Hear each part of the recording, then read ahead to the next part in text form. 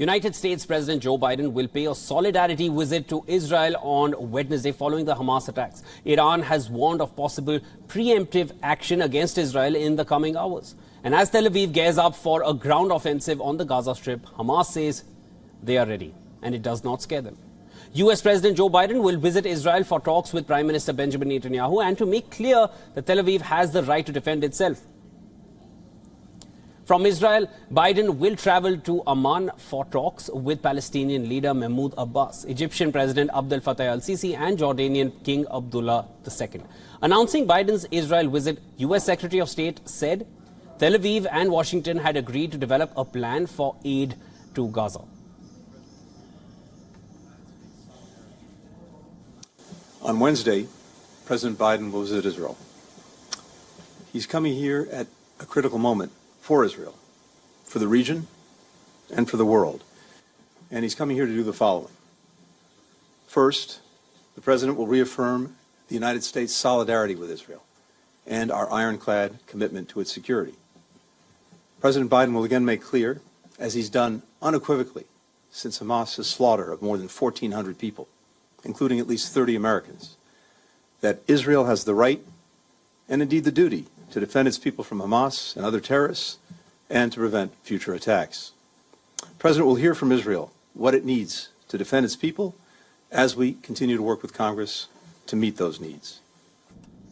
Blinken met for nearly 8 hours at the Defense Ministry with Israeli Prime Minister Benjamin Netanyahu. The visit marked the top US diplomat's second visit since the October 7th attacks by Hamas.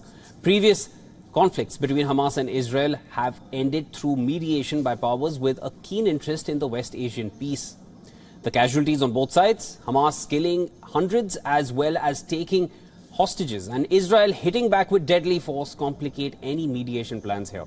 The role of regional kingpin Saudi Arabia remains hugely sensitive. Some analysts suggest that moves to normalize the kingdom's own relationship with Israel could have been one of the motivations for the attack by Hamas. As per Washington Post, Saudi's Crown Prince snubbed the US Secretary of State by making him wait for hours. He made him wait overnight before meeting and then finally postponing the meeting. Remember, Blinken last week visited several US allies in West Asia in a bid to rally them around the United States' position. German Chancellor Olaf Scholz is set to visit Egypt and Israel.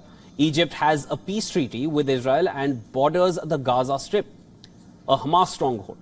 Egypt has in the past repeatedly been called upon to act as mediator, with Cairo also happy to add to its diplomatic prestige. Now, Iran, this is one nation whose name has been coming up again and again. Iran continues to hit out at Israel. Apart from funding Hamas, Israel's arch foe backs Hezbollah in Lebanon. And not just Hezbollah, Iran also backs several Shia militias across the West Asian region. Iran warned of a possible preemptive action against Israel in the coming hours. The Iranian foreign minister said, and I quote here, "The resistance leaders will not allow Israel to do whatever it wants in Gaza." A Russian drafted UN Security Council resolution that called for a humanitarian ceasefire in the war failed to pass. Russia proposed the one-page draft text on Friday, which also called for the release of hostages, humanitarian aid access, and the safe evacuation of civilians in need. The text condemned violence against civilians and all acts of terrorism, but did not name Hamas. Meanwhile, Colombia also said Israel's ambassador should leave the South American country before rowing back comments. The Colombian minister initially said that the Israeli envoy should at a minimum apologize and leave after criticizing Petro's comparison of Israeli attacks on Gaza with the Nazi persecution of the Jews. Later, he stated he had merely demanded respect for Colombia's president.